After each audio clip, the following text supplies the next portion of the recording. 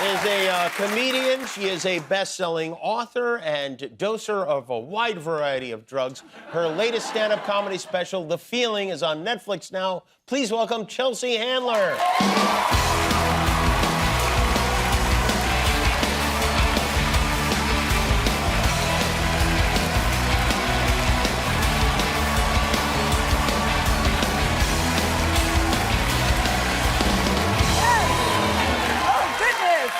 How are you?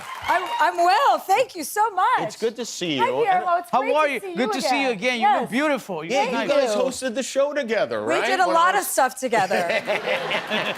Yes, we had a whole week together. He left all that stuff out somehow. No. He has a lot of tricks up his sleeve that you have never seen before. How do you know? I'm not telling. I don't kiss and tell. I mean, all I do is kiss and tell, but I'll keep your secret. All right. Yeah, obviously. He's my special, type. Chelsea, we're talking about you today, and it really What is were you remarkable. saying? You have 6 consecutive #1 bestsellers. That's gotta be. It's very impressive. I would imagine it also makes you nervous because when you have 6 #1s in a row, anything other than #1 must be disappointing. Well, that's how I was feeling. But Yeah. as I was publishing this book, I was like, I wanted to get to like a healthy, non-competitive place with myself. I was like, listen, just don't be upset if this isn't #1. Not everything has to be #1. I was having that sort of attitude. Just be grateful to, be on the list. Hopefully, it doesn't matter what number. And then they call you and they tell you you're #1, and you're like, that's exactly the spot I wanted. You're like, oh my God, that's amazing. So it's a phone call. It's a phone call that will never get old. And it doesn't matter how many times that happens. It is one of the best days when you get a call that you're #1 on the New York Times list. When I learned this, though, I will tell you, because I watched your special last night, and it was very funny. Thank you. But one of the things you were talking about, which is very interesting to me, is that your dad, when you were a young kid, like 6 years old, would make you read these classics, these big books, like I think you said Anna Moby Karenina. Dick. I had to read Anna Karenina. I was 8. I was 8 when he made me. He knew I was trouble, right? And I thought my father was trouble. We right away we were like, okay, this isn't going to be a good relationship. He was very bossy, and I was young and precocious, and I had a mouth on me, and this was it. I was born this way. I couldn't help myself, As soon as he told me what to do, I'm like, you can't talk to me like that. And he'd be like, I'm your father. And then he's like, we have to get this girl reading books, big books, to keep her busy, So she's in her room and she's reading and she doesn't get like more aggravated or get more of a personality. So I had to read Anna Karenina by Tolstoy, Moby Dick when I was 8 years old, and give an oral book report in the kitchen about Moby Dick, and then East of Eden by John Steinbeck. Really? Yeah, it was miserable. It was absolutely miserable. And then I'd go to school. I have nothing in common with any of my classmates. Right, Because yeah. I'm reading, Tolstoy, and they'd be like, Humpty Dumpty sat on a wall. And I'd be like, which one, China or Berlin? I can't even relate to my colleagues. So I understand that. But do you now feel that your dad, this lesson that he taught you, or whatever you want to call it, is what made you proficient in a literary sense? Yes, my books are an answer to those books. Okay. Like, those books can go take a hike in a lake. You know what I mean? But no, on a serious note, I love to read books. I love reading. It is the best gift that my father gave me unintentionally because, especially in the world we live in right now, it's nice to escape.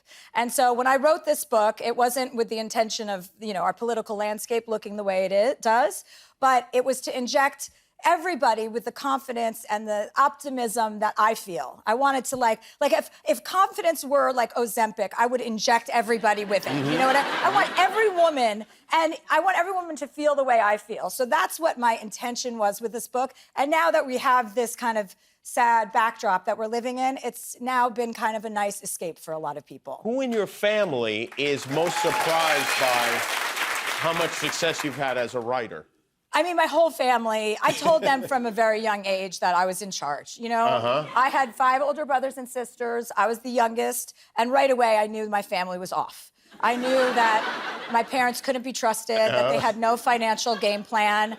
I was like, this is a bunch of horse. Like, I could run this show, you know? I was like, I could make some deals. I'm like, everybody watch what I do. Come with me and I'll show you the way. And my brothers and sisters were like, who do you think you are? And now they know who I am, you know? And so every time I get a #1 New York Times bestseller, I'm the only person in my family that didn't go to college. So every time I call them all and I'm like, guess what? I'm like, guess who got another #1? I don't know if this is sincere, I assume it is, or if you're just running out of people to dedicate because you've written so many books, but you've dedicated this book to flight attendants. Yes. You spent a lot of time flying. Absolutely. I spent probably a third of my life on flights, and I have seen what flight attendants have had to put up with during the pandemic, during life. I saw a woman drying her underwear on her tray table on a flight, on a plane. I almost stepped in. I was like, I'm so sorry. Do you ever step in? I have stepped in. I have. Yeah. Yes. I have stepped in once a man was being really disrespectful to a woman, and I got up and I was like, you have to stop your behavior right now. I said, it's completely unacceptable. And he's like, do you work here? I go, no, but I'll stand here until you shut up. You know? Like, I feel very protective of that. Yeah, they're in a tough spot. Because they've been abused and they're amazing. They're stuck in a tube of farts for however many hours they are with us. That's not a pleasant experience. So, by the way, if you are someone who farts on planes, you're not alone. It's not just happening to you. It's an altitude thing. I've looked into this. So that's what's happening. Okay, we're all farting. Just you have to deal with it or wear a mask. You also talk about drugs, and you're very open talking about drugs. You microdose drugs? Anything I can. You do whatever you can. I love microdosing especially because people have this stigmatization around drugs that I find very annoying. You know, drugs can help so many people. I'm not talking about street drugs like cocaine and heroin. Those are bad. While they can be fun, they're bad. But I'm talking about like psilocybin and LSD and natural drugs? Yeah, natural drugs that actually can, you know, they treat depression and they help people, you know, have more fun. But microdose, not like where you're off your rocker and hallucinating. Like say a macro dose is like 500 milligrams. I'm talking about taking 50 milligrams of like MDMA or LSD, and I share it with everybody. You do. You hand it out to strangers. I love giving people drugs. Yeah. You should have seen me at the Vanity Fair party, the Oscars. Oh my God, I was giving it out to everyone. Really? I was like, take this, you're gonna have a great time. And people were like, okay. And yeah, I mean, I get their medical background. You know what I mean? I'm not irresponsible about it. Is this why Adrian Brody gave such a long speech? No comment. Okay. No comment. It was after the Oscars, not at the Oscars. You even will microdose LSD when you ski, which seems is that not very dangerous? No, because I think the misconception, these are great questions, Jimmy. I'm glad you're asking them. The biggest misconception about this, it heightens whatever experience you're having. And if you're having an outdoor experience, like this year on my birthday, I ski always in a bikini on my birthday. It was my 50th this year. Yes, I saw that. Celebrated with like a lot of women. Thanks, guys. Thank you. I celebrated with about 30 other women, and we all skied in our bathing suits. We all took LSD. Maybe not some of the people if they're mothers and they don't want to be called out on Jimmy Kimmel. Let's say not everybody took it.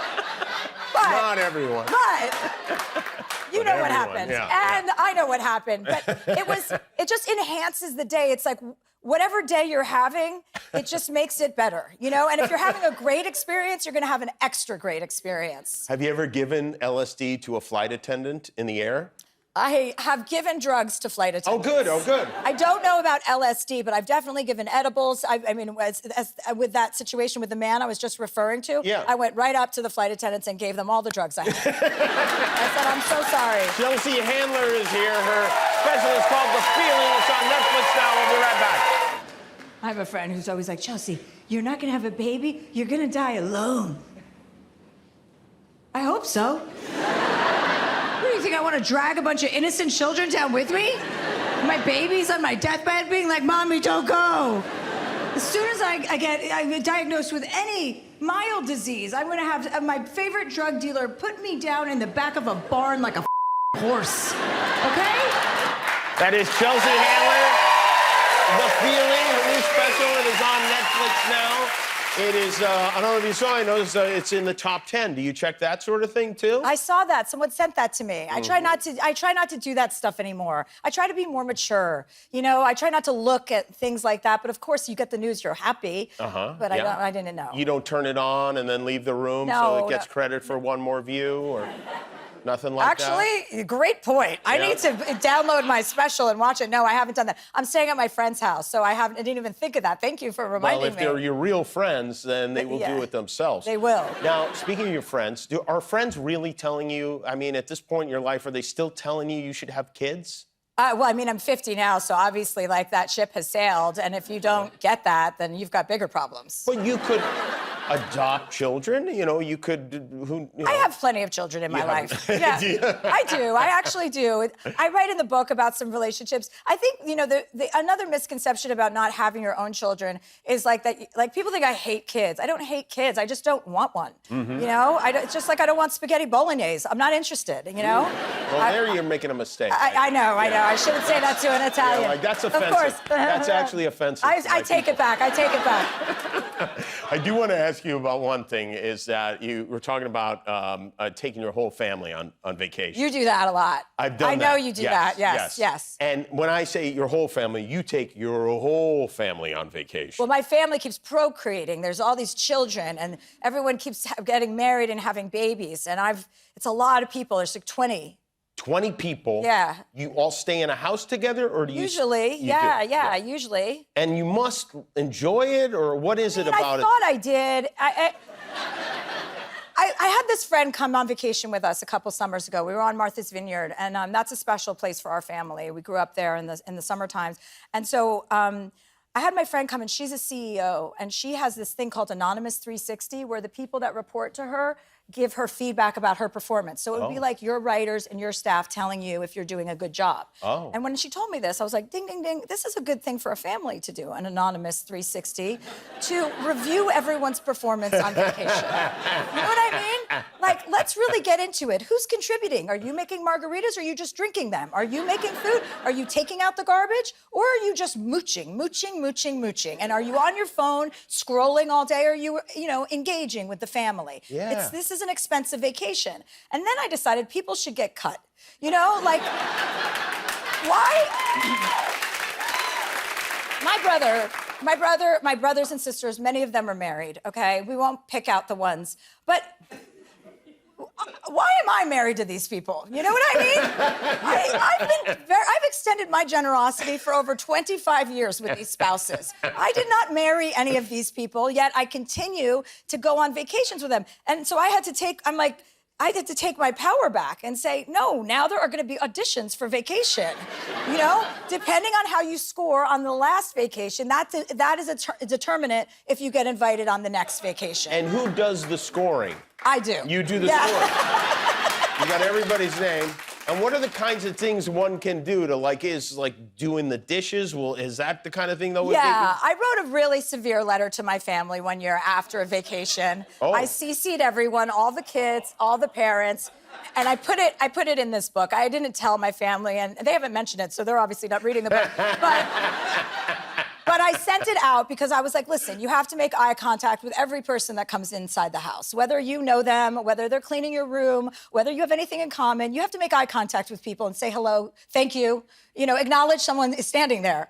And don't leave beer bottles under the deck. Don't drink the last margaritas without filling up a pitcher. There was a lot of finishing alcohol without replenishing the alcohol because half of them are underage, drinking our alcohol. Yeah. So I wrote this list of rules, and you have to be off your phone at dinner. You can't be sitting there. When we're engaging and we're playing a game, you have to be present. This is what a family vacation is about.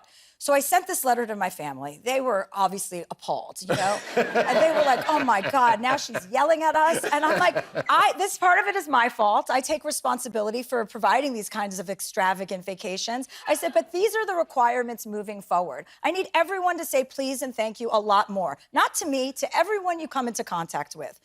And so I sent this letter to my family. They were embarrassed. My brothers and sisters were trying to blame each other's kids. And I'm like, actually, it's directed at you too. These are your kids.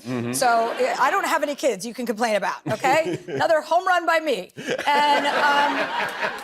And then So I send this letter out, right? And, you know, they slowly started saying, we're really sorry. Da-da. And then like 4 months, I sent it to a couple friends of mine and my manager. And she took off my name. She goes, this is such a good letter. I want to send this as a template to a bunch of my friends.